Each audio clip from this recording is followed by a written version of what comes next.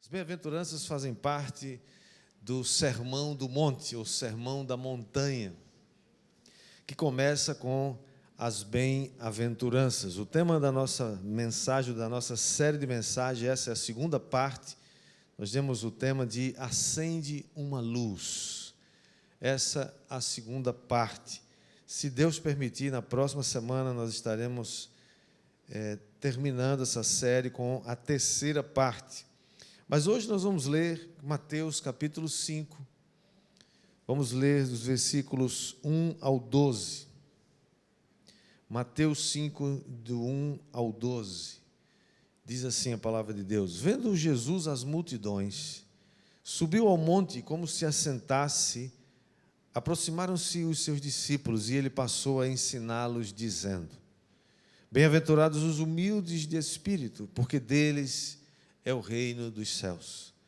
Bem-aventurados os que choram, porque serão consolados. Bem-aventurados os mansos, porque herdarão a terra. Bem-aventurados os que têm fome e sede de justiça, porque serão fartos. Bem-aventurados os misericordiosos, porque alcançarão misericórdia. Bem-aventurados os limpos de coração, porque verão a Deus. Bem-aventurados os pacificadores, porque serão chamados filhos de Deus.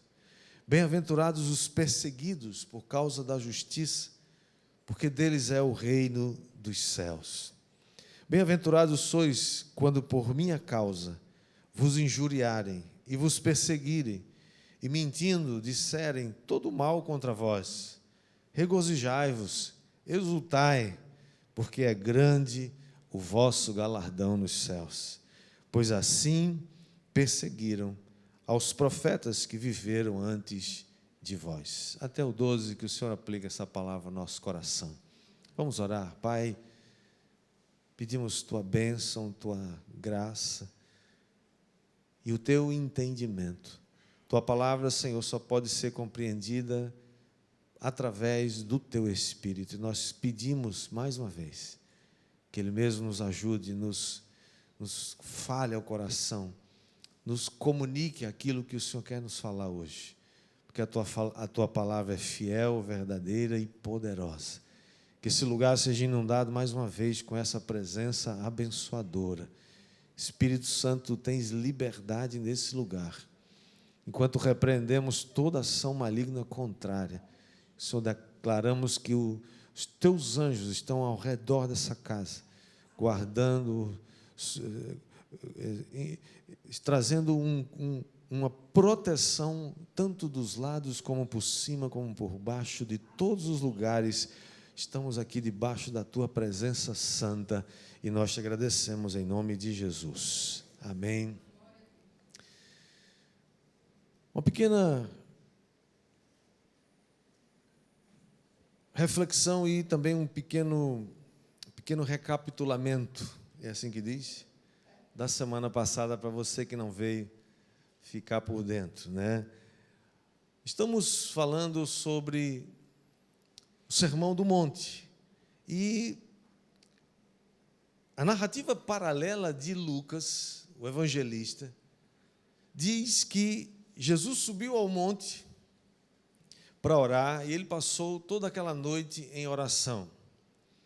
Quando amanheceu, ele chamou os seus discípulos e escolheu dentre eles 12, aos quais ele deu o nome de apóstolos. Depois que ele escolheu os seus 12 discípulos, seus 12 apóstolos, Jesus desceu do monte, e juntamente com estes apóstolos e seus discípulos, que estavam provavelmente com ele no monte, desceu, e lá embaixo, num lugar plano, diz a narrativa de Lucas, que ali havia também uma grande quantidade de discípulos, uma multidão, e ele diz inclusive que essas pessoas, ou essas multidões, estavam vindo de regiões como de Jerusalém, como da Judéia, e até da região de Tiro e Sidom, que era uma região ao norte, a região do mar Mediterrâneo. Toda essa multidão vinha para ouvi-lo. Eles queriam ouvir Jesus. E não somente eles queriam ouvi-lo, mas diz o texto que muitos foram curados de suas enfermidades.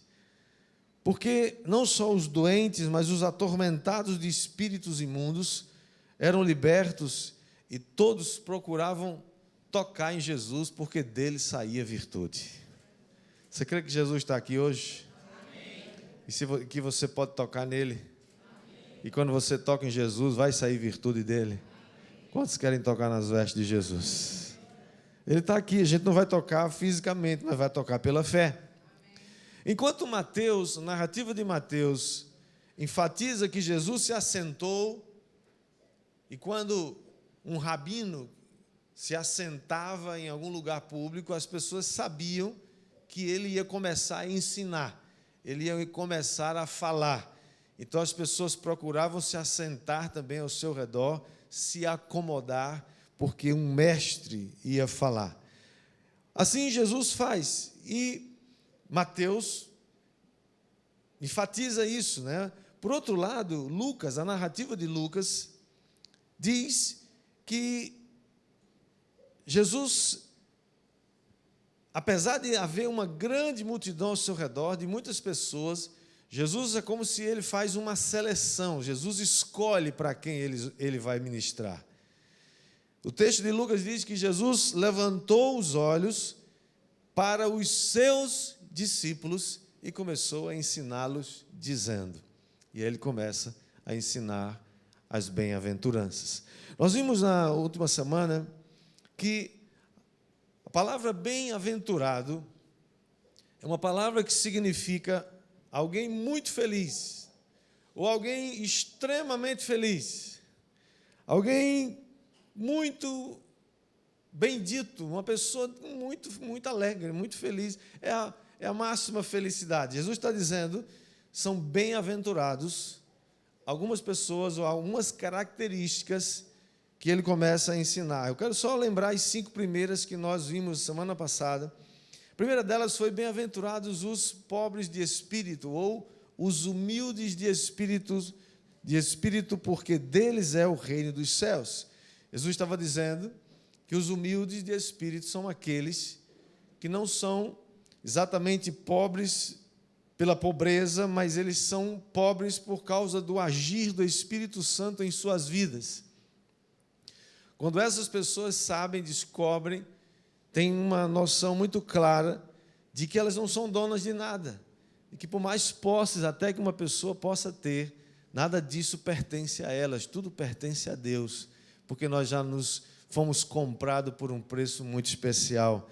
Por isso, os pobres de espírito, deles é o reino dos céus. A segunda foi, bem-aventurados os que choram, porque serão consolados. Que choro é esse? Não é o choro do bebê. Não é o choro porque você perdeu alguma coisa. Não é o choro porque você teve alguma desventura. É mais do que isso. Aqui, esse choro tem a ver com um lamento.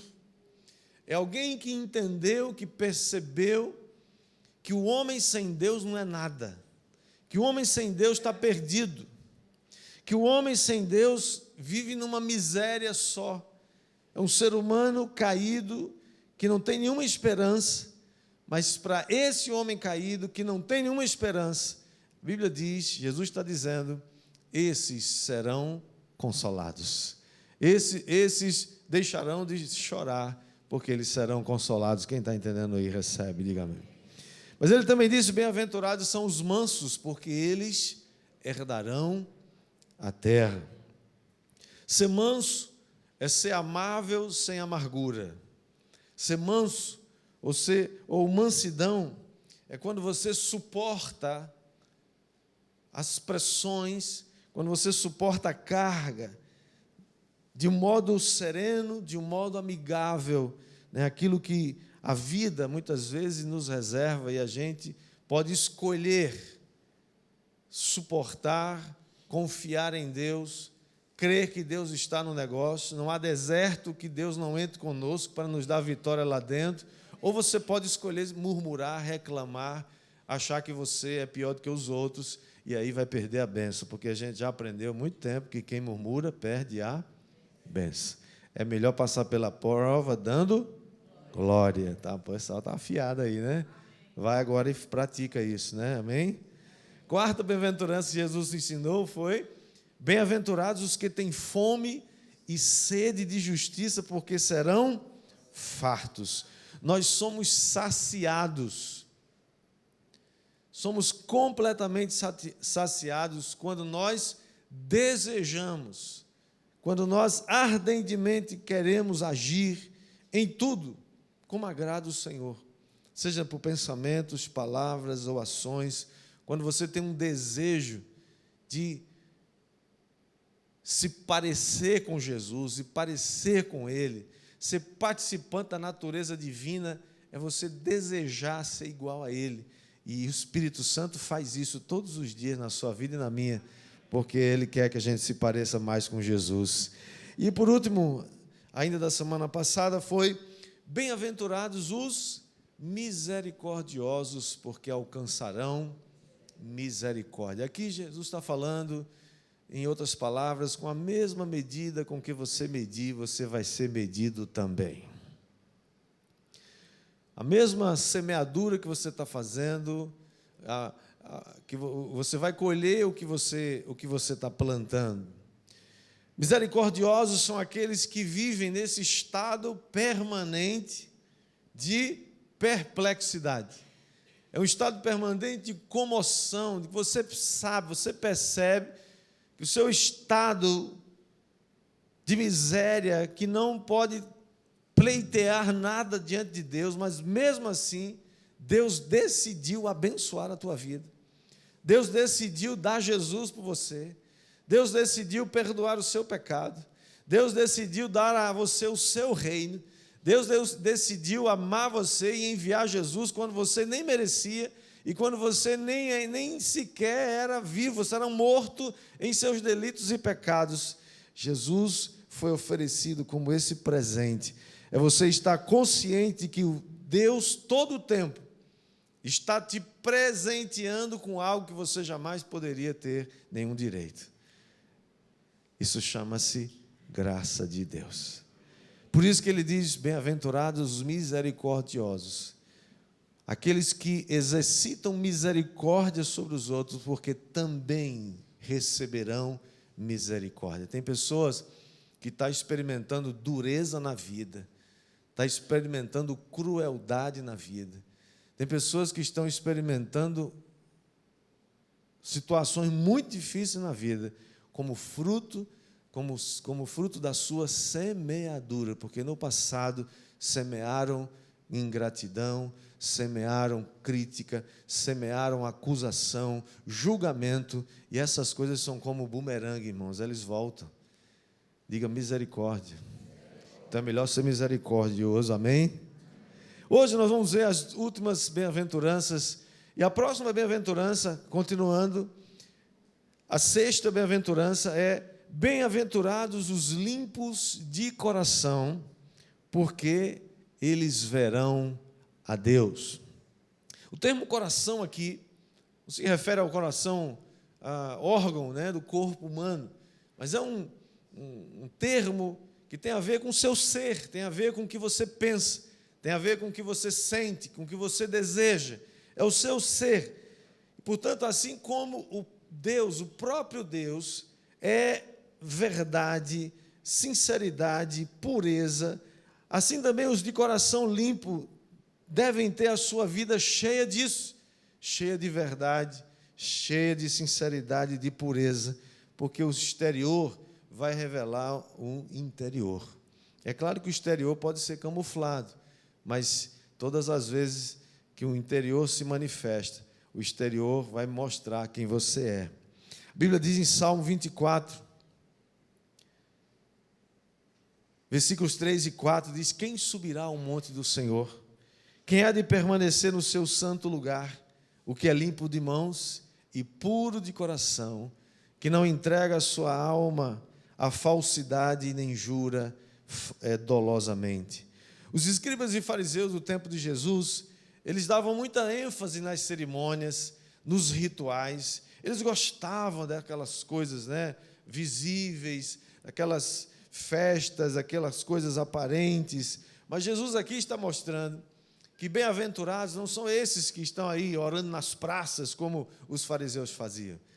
Bem-aventurados aqui são aqueles que têm um coração quebrantado, têm um coração contrito, têm um coração que está conectado com o coração de Deus. E aqui mostra que Deus está mais interessado no que tem no seu coração, no seu caráter, no seu interior, do que nas aparências. Bem-aventurados aqueles que são limpos de coração, porque eles verão a Deus. Você pode ter um coração limpo, amém? Porque Jesus é aquele que, através do Espírito Santo, nos limpa todo dia. Você crê que Deus faz isso todo dia na sua vida? Você ora e diz: Senhor, purifica a minha vida, purifica a minha mente, purifica meu coração, limpa, tira essa sujeira, tira, vai tirando. O Senhor faz, o Senhor é bom, o Senhor é maravilhoso. Você crê? Diga amém. Também podemos entender que esse processo de limpeza do coração, os limpos de coração, tem pelo menos dois aspectos. O primeiro é que nós já podemos ver agora o coração de Deus. Se bem-aventurados são os limpos de coração, porque eles verão a Deus. Isso significa que você já pode ver hoje.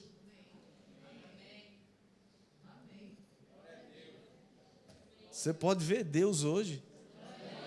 E você diz amém. Mas como, pastor? A Bíblia diz que ninguém jamais viu a Deus. Não, é verdade. A Bíblia diz que ninguém nunca viu a Deus, mas os discípulos do tempo de Jesus viram Jesus, e Jesus disse: quem vê a mim, vê o Pai. Você pode ver Jesus através da palavra de Deus. A Bíblia Sagrada é a palavra, é a verdade. E Jesus diz que Ele é a verdade. Então você pode ver Jesus na palavra. Portanto, se você vê a palavra, você também está vendo Jesus e está vendo Deus. Amém ou não amém? Então, essa visão da natureza e da pessoa de Deus que você já pode ter hoje. Mas também tem um segundo aspecto, é que nós seremos aperfeiçoados no futuro, quando nós veremos a Cristo face a face, e a Bíblia diz que nós seremos semelhantes a Ele. Nós vamos ter o mesmo corpo de Jesus, gente. Eu não sei não, você devia se empolgar mais com isso. Você é um pobre mortal, cheio de creca, cheio de mazela, cheio de coisa ruim. Depois vai ter um corpo glorificado, vai acabar as remelas dos olhos, vai acabar o choro, vai acabar as doenças, vai acabar tudo. Vai ser um corpo glorioso, um corpo maravilhoso. Jesus passava pelas paredes de um lado para o outro, não tinha problema, e mesmo assim ele conseguia comer peixe. Mas não, o negócio é bom demais, gente. É um corpo glorificado, você vai ser semelhante a ele. Você diz amém. Você tem que fazer um amém melhor, pelo amor de Deus, gente, você está vivo. Se eu disser que o Brasil fez o segundo gol aqui, você vai dar um grito. Já fizeram algum outro gol, não? Não. 2-1. Portanto, a nossa mortalidade um dia vai ser transformada em imortalidade. Nosso corpo corruptível um dia vai se revestir de incorruptibilidade. A nossa mente vai se tornar completamente a mente de Cristo, e nós seremos dotados da natureza e da glória de Cristo no nível máximo, o que vai tornar o ser humano um ser mais elevado do que os anjos. A Bíblia Sagrada diz que você, salvo em Jesus Cristo, nascido de novo, um dia vai ter um corpo glorificado semelhante de Jesus, e você vai julgar os anjos, você vai estar acima dos anjos. Você devia dar um salto solto, fazer barulho, dar um grito. Isso é melhor do que ganhar a Copa América, a Copa não sei das quantas, é melhor do que qualquer coisa dessa vida, que um dia nós estaremos lá para sempre com Ele. 1 João 3,2 diz que somos filhos de Deus agora, e ainda não se manifestou o que nós vamos nos tornar no futuro. Sabendo que quando Ele, Jesus Cristo, se manifestar, nós seremos semelhantes a Jesus, porque haveremos de vê-lo como Ele é. Escuta, querido, isso aqui é uma promessa que ainda não se cumpriu, e vai se cumprir proximamente, num futuro que nós não sabemos quando, mas um dia nós seremos semelhantes a Ele. Quem tá esperando por isso, e quem crê, faz alguma coisa, se manifeste de algum. Se você ficar calado, você está com raiva disso.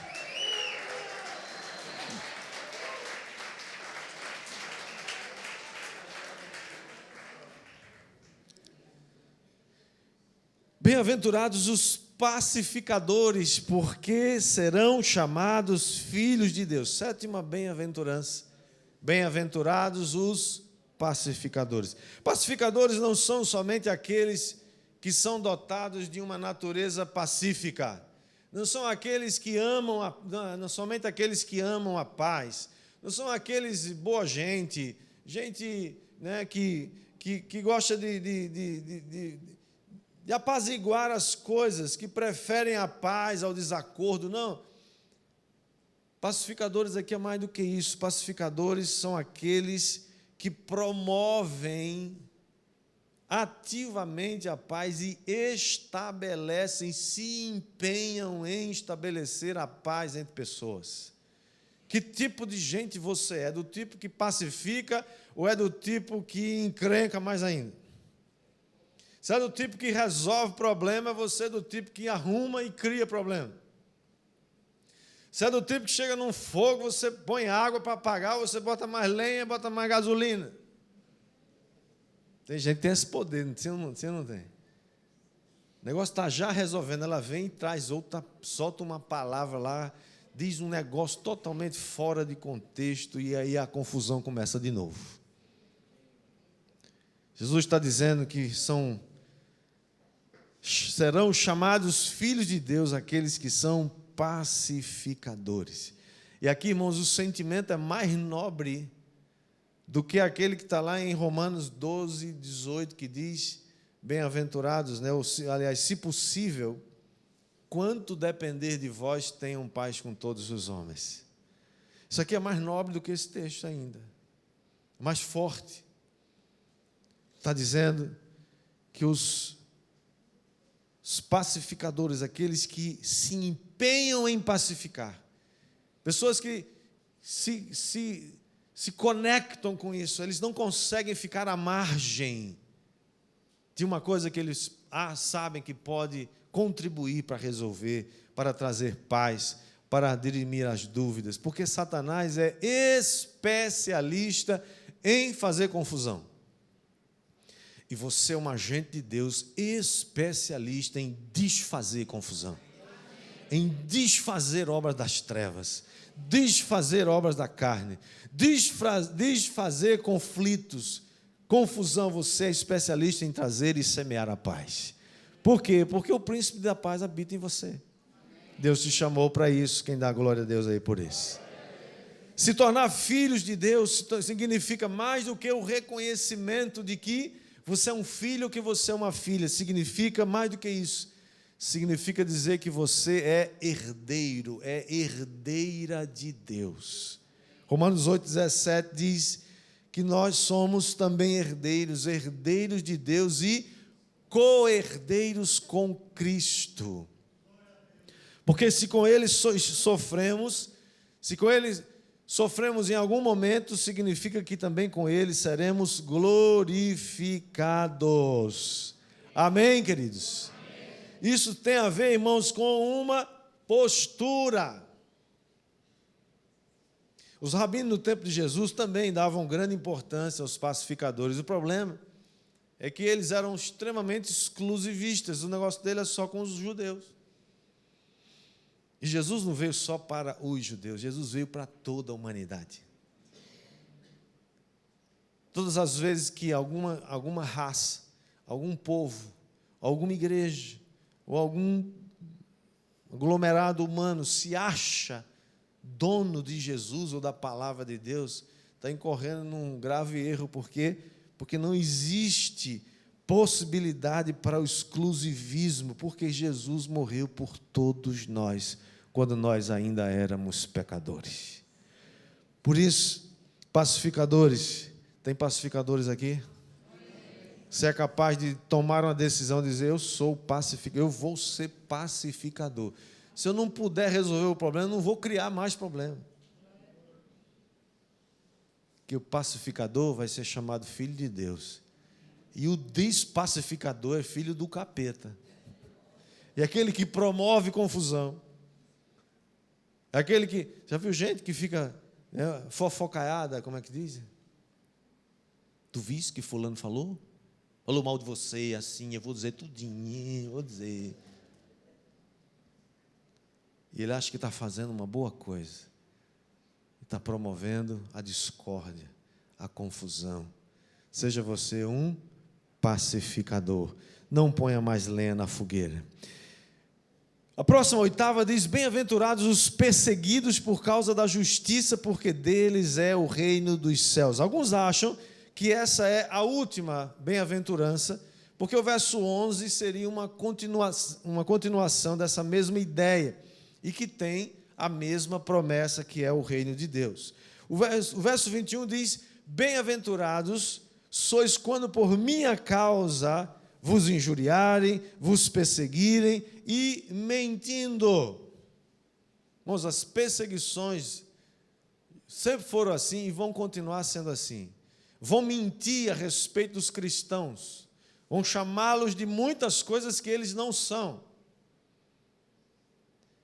Mentindo, perseguindo, injuriando, caluniando, disserem todo o mal contra vós. Quando isso acontecer, verso 12, Jesus está dizendo, alegrai-vos. Peraí, Jesus, peraí, como é que é esse negócio? Perseguição, injúria, difamação, calúnia, mentira. E a gente vai se alegrar com isso? Eu quero dar pegar esse camarada. A vontade diz isso, sim ou não? Mas Jesus diz, regozijai-vos e exultai, porque é grande o quê? É grande o quê? O vosso galardão nos céus, pois assim também perseguiram os profetas que viveram antes de vocês. Esse é um conceito estranho, irmãos, para o homem natural, porque parece, por essa ideia, a princípio, que os crentes, tadinhos deles, são dignos de pena, os bichinhos nasceram para morrer e sofrer, essa raça. Coitadinho deles. Não dá essa impressão? Sim ou não? Dá. Quem chegou até aqui ouvindo essas 8 bem-aventuranças, fala assim, meu Deus, como é que é isso? Mas Jesus, ao contrário, diz que elas são pessoas que a todo momento têm motivos para se alegrar. Como assim? Bom, eu imagino que provavelmente Jesus aqui já estava prevendo que a mudança de reino sempre vai gerar um conflito muito grande nas regiões celestes. A implantação do reino de Deus ia estabelecer um grande conflito com o reino das trevas. Provavelmente aqui nesse momento João Batista já estava preso e com certeza próximo, prestes a ser executado pelo rei Herodes. Mas acontece que nenhuma mudança de reino acontece sem uma forte oposição, sem uma luta para a implantação do reino. E esse novo rei, o rei Jesus, que haveria de começar a reinar agora, estabelecendo o seu reino, isso não seria fácil. Como de fato não foi, e como de fato continua não sendo fácil. Por quê? Porque as forças das trevas continuam trabalhando intensamente. Porque as forças da iniquidade continuam trabalhando fortemente. Nós estamos vendo acontecer isso no Brasil hoje. Uma mudança de governo que gerou um hecatombe no mundo espiritual. A dificuldade de se mudar isso é enorme. Por quê? Porque as forças das trevas que estavam acomodadas, que ganharam espaço, que ganharam muito território, não querem devolver esse território de forma pacífica. Eles querem fazer de tudo para manter os seus privilégios. Jesus está dizendo, olha, bem-aventurados vocês são, quando por minha causa, vocês forem injuriados, vocês forem perseguidos, mentindo contra vocês, disseram todo mal, regozijem-se, exultem, porque é grande o vosso galardão nos céus. Porque todos aqueles que querem, que já receberam o reino de Deus e querem avançar na conquista do reino de Deus, vão sofrer perseguição. E eu gostaria que você tivesse coragem de dizer amém. Porque quando essa perseguição acontece, ou quando ela aconteceu, ou quando ela acontecer, significa que nós estamos prestes a tomar posse definitivamente desse reino. Significa que nós não temos alegria em ser perseguidos, ninguém tem. No entanto, ele é um sinal, a perseguição sempre será um sinal de que o reino de Deus chegou na sua vida. Se todo mundo bate palma para você, você não tem oposição em canto nenhum, todo mundo está feliz com você, significa alguma coisa está errada na sua vida. Porque é impossível andar de braços dados com um capeta e você não está errado. Está todo mundo feliz, está tudo tranquilo. É porque não está havendo colisão em canto nenhum. Não está havendo conflito em canto nenhum. A luz, se é que há uma luz em você, não está incomodando ninguém. Porque a luz sempre vai afugentar as trevas. Diga amém. Aconteceu isso na história várias vezes. Me lembro da história de John Hus, um dos reformadores do século XV. Esse homem foi condenado à morte para ser queimado numa estaca. E o seu sobrenome, Hus, é a tradução de ganso na língua tcheca, onde ele era, a origem dele, uma região chamada Boêmia. E em 1415 ele foi condenado por heresia, pelo concílio de Constança, e ele foi então condenado, e no dia da execução atribui-se a ele uma frase, eu não sei se é verdade, mas a história conta isso. E ele, mesmo tendo uma pequena chance de se defender, mas a igreja da época não aceitou o seu posicionamento, ele que já vinha sendo impulsionado pelos ventos das reformas, que já estava acontecendo há algum tempo. Ele olhou para os seus executores, que estavam ali prontos para tocar fogo naquela estaca, e ele disse assim: hoje vocês estão queimando um ganso, fazendo referência ao seu nome, seu sobrenome Hus, que significa ganso. Disse: hoje vocês estão queimando um ganso. Mas haverá um tempo, alguns dizem que ele falou assim, daqui 100 anos vai surgir um cisne que vocês nunca poderão queimá-lo. 100 anos depois, em 1517, Martinho Lutero prega nas portas do castelo de Wittenberg, na Alemanha, as suas 95 teses, que desencadeou definitivamente a reforma que veio trazer todo esse mover de Deus nos últimos 500 anos até hoje, porque um homem teve coragem de se manter firme. Naquele dia em que ele foi condenado, ele teve a oportunidade de negar. Seus acusadores disseram: você está pronto a negar o que você está defendendo nos últimos anos? E o que ele estava defendendo? A Bíblia Sagrada. O que ele estava defendendo? A verdade. Ele teve a chance de negar o que ele estava defendendo e ser solto e viver sua vida, mas ele escolheu não negar. Dizer: como eu posso negar aquilo que eu mesmo estou convicto de que é verdade? Ele preferiu a morte, e o seu nome está escrito na galeria dos heróis da fé. É uma das biografias que eu recomendo você ler, a biografia de John Hus, ou John Hus, esse homem tremendo.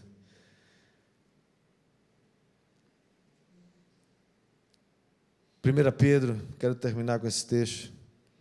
1 Pedro 4,13 diz que nós devemos nos alegrar na medida em que nós somos coparticipantes dos sofrimentos de Cristo, para que também na revelação de sua glória vos alegreis exultando. Irmão, essa palavra está sempre presente. Regozijai-vos, alegrai-vos, exultai, porque é grande o vosso galardão nos céus. Concluindo, as bem-aventuranças apresentam uma decadência aparente do crente, mas ao mesmo tempo ela antecipa uma glória que há de ser revelada na vida do Espírito. Vocês viram desde o começo, os humildes de espírito parece ser alguém que não tem muito valor, mas o Senhor está dizendo, eles terão a posse do reino. Os que choram serão consolados. Os mansos, esses vão herdar a terra.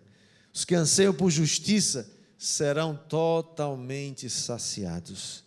Os misericordiosos alcançarão misericórdia. Os limpos de coração, mesmo quando eles rejeitam os benefícios desse mundo, estes verão a Deus.